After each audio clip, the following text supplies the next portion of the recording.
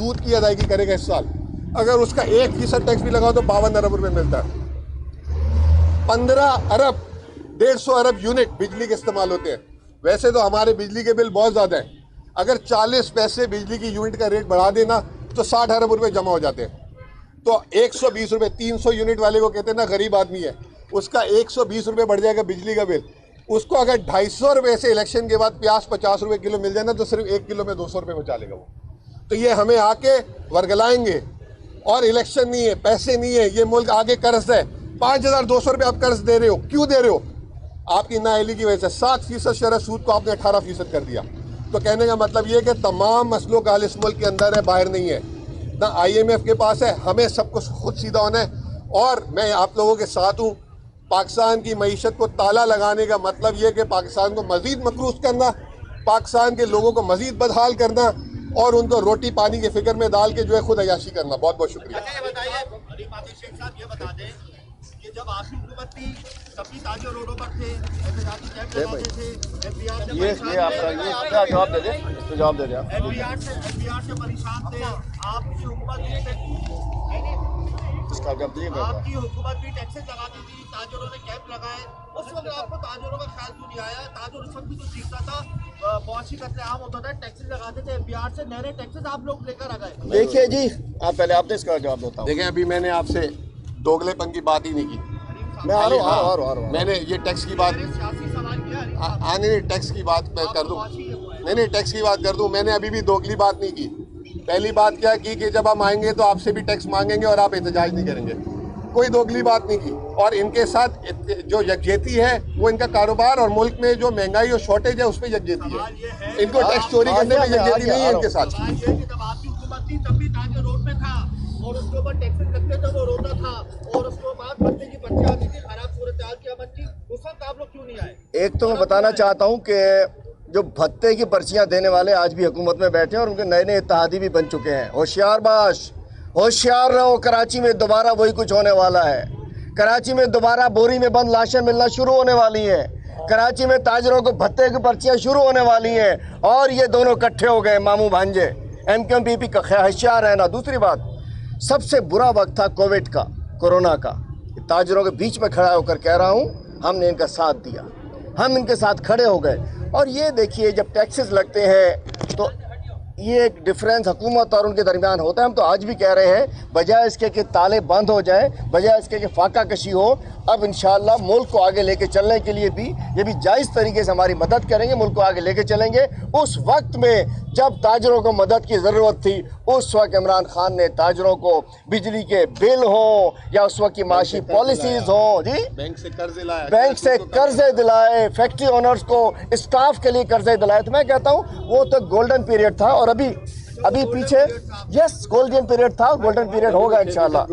अब जी मैं बताना चाहता हूँ, अभी मैं पीछे था तो एक मुझे चिट मिली है कि कौन कौन सी फैक्ट्रियाँ बंद हो गई हैं। जनाब, आयरन एंड स्टील की बहुत सारी फैक्ट्रीज बंद हो गई हैं। 95% आयरन एंड स्टील बंद हो गई है। इमरान खान का दौर नहीं है।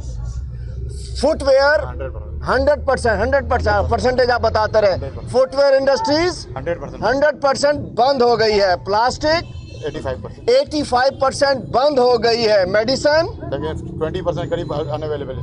20% मेडिसिन अनअवेलेबल। इंसुलिन ये बीमारों को दवाइयाँ नहीं मिल रही है। कन्फेक्शनरी भी जी आप 70% कन्फेक्शनरी बंद हो चुकी है। प्लास्टिक की चप्पलों का बंद हो गई है। लोकल टॉयज 100% बंद हो गए हैं। फैंस 85% बंद हो चुके हैं। फर्नीचर जो एक्सपोर्ट आपका था, जो $1 बिलियन का टारगेट था इस साल का, वो समझे कि आपका $20 बिलियन भी नहीं होगा। आप समझ गए जी कि वो जो मैं उसका फर्नीचर का भी एक्सपोर्ट ख़त्म हो चुका है, बहुत कम रह चुका है। तो ये हशर ये हमारे साथ कर चुके हैं और ये इस मुल्क के साथ कर चुके हैं। और जब हम लोग थे, पाकिस्तान तहरीक इंसाफ की गवर्नमेंट थी, तो हमारा GDP 6% था, जो 0% हो गया है। इन्फ्लेशन 12.7% थी, जो 24% हो चुकी है। एक्सचेंज रेट 178 का डॉलर था, इस इंपोर्टेड के आने के बाद 269 का डॉलर हो चुका है। पेट्रोल 150 का था, 250 का हो चुका है। डीजल 145 का था, 263 का हो चुका है। आटा 55 रुपए केजी मिलता था, 150 रुपए केजी मिल रहा है। सोना 110 का तोला था, 209 का तोला हो चुका है। बिजली का बिल 16 रुपए का यूनिट था, 36 रुपए का यूनिट हो चुका है। हम कहते हैं दफा हो जाओ, जान छोड़ो, इस कौम की जान छोड़ो, इलेक्शन कराओ, आवाम को अपना फैसला करने दो और ताजरों को ज़मीन पर बैठने मजबूर ना करो। आपसे मैं कहता हूँ पूरे शहर में अगर ये आपकी बात नहीं सुनी जाती तो पाकिस्तान तहरीक इंसाफ ताजर तहरीक का हिस्सा बनेगी। आप हर मार्केट के सामने कैंप लगाइए, लीड आप करें, लीडर आपके हों। इंशाअल्लाह जो हमारे शहरी हैं आपके साथ होंगे। पाकिस्तान तहरीक इंसाफ इस ताजर तहरीक को, चूँकि हम समझ सकते हैं जो महंगाई है, ये जो बेरोज़गारी है इसके अंदर, और ये ताजरों की जो कत्लेआम है, इसके ख़त्म करने के लिए तहरीक इंसाफ साथ खड़ी है। सवाल ये है कि अभी जो आपने जो चीजें बयान की उसमें कुछ तजाद सामने आ रहे हैं, उधर बताएं। वजाहत कर दीजिएगा उसकी। आपने बोला कि जो IMF के साथ प्रोग्राम है वो उससे मुल्क जो है जो कि डिफॉल्ट के वजह से वो बच जाएगा, और दूसरे आपने ये भी बोला कि आने वाला वक्त बहुत ख़राब है, माशी जो है वो बहुत बदहाली आने वाली, इसकी वजाहत कर दीजिएगा। दूसरा आपने ये बता दें कि आपने गैस का बोला है कि गैस हुकूमत महंगी करे तो इससे रिलीफ मिलेगा। तो अगर गैस महंगी होती है तो आवाम के ऊपर तो उसका बोझ पड़ेगा, गैस आई तो ये इसकी वजाहत कर दीजिएगा। देखिए मैं सबसे पहले एक ले लें जी अपना जो उन्होंने कहा है कि जो IMF की पॉलिसी है हम उसको कंटिन्यू इमरान खान की पॉलिसी को रखे हुए हैं। इसाक डार साहब ने कल कहा, मैंने उसमें तो बात कर दी ना कि हमारा प्रोग्राम नहीं है। अच्छा, अब मैंने ये नहीं कहा कि IMF के प्रोग्राम से जो है डिफ़ॉल्ट का या दिवालिये का ख़तरा ख़त्म हो जाएगा, मैं नहीं समझता। नहीं, मैं कुछ और कह रहा हूँ। मैंने बात कुछ सुन तो ले। मैंने कहा कि हुकूमत ये कह रही है। भाई साहब मेरी बात तो सुन लो, मैं यहीं खड़ा हुआ हूँ, मैं अभी घर भी नहीं गया। मैंने ओ भाई सुन तो लो यार, अगर नहीं सुननी तो बाद आप खड़े आके बात कर लो जो मैंने की। ये चला देना जो मैंने बात की है, फिर दोनों का मवाजना कर लेना, बात ठीक है, आप ना चलाएं, ठीक है। अब मेरे को बात करने दो। मैं ये कह रहा हूँ कि जो IMF का प्रोग्राम है, इससे जो अगर ये समझ रहे हैं कि हमारा जो है दिवालिये का ख़तरा टल जाएगा, उससे हमारा दिवालिये का ख़तरा नहीं टलेगा जब तक हम अपनी आमदनी सीधी नहीं करेंगे। मैंने ये बात की कि हमारी एक्सपोर्ट नहीं जब तक सही होगी, हमारे मुल्क के मसलों का हल पाकिस्तान के अंदर है, बाहर नहीं है। ये वापस से चला लेना अगर आपको याद ना हो तो।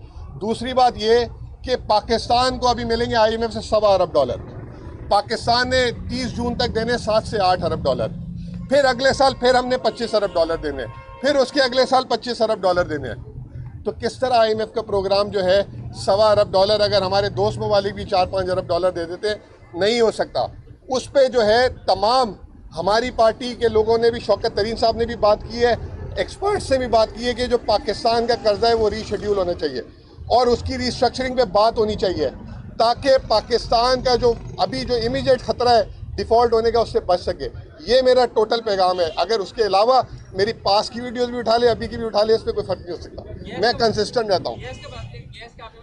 गैस की कीमतों में मैं ये कहता हूँ कि जैसे मैंने कहा कि गैस की कीमतें जो हैं पानी से सस्ती इस वक्त गैस है पाकिस्तान में, और सिर्फ 27% लोगों को मिलती है।